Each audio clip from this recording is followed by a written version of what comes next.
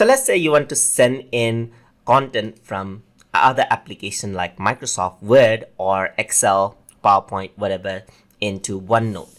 In order to do that, you can simply use the print option in these softwares. In order to do that, I'm just going to go into File right here, and on my Microsoft Word, I'm going to go for print.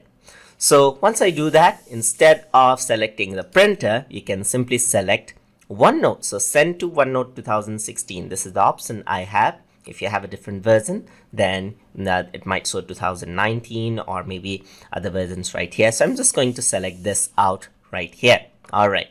So now once I do that, I'm simply going to rinse it out as I'm going to print a regular paper. So let's say I want it to be on an A4 size paper, for example. I'm going to change everything out and I'm going to hit print. And once I do that, now everything will open up on OneNote. So you can see that my OneNote is flashing. And once you go here, it is asking me where I want to save the file. So let's say I want to save it in the lessons itself. That is the current section.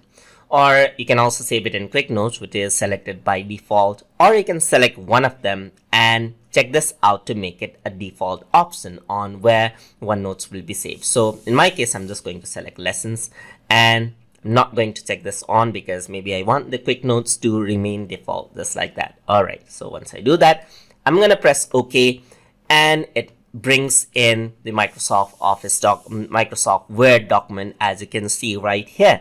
So you can see that everything appears as it is, all the format and so forth is all intact. And if you want to resize this, it actually appears as an object, so you can place it anywhere you want and even resize it. You can squeeze it out as well. So it comes as an image, as you can see, and that is how you bring in OneNote, send in different documents from other applications into OneNote. So if you guys learned something as always, and as always, please like, comment, share, and subscribe.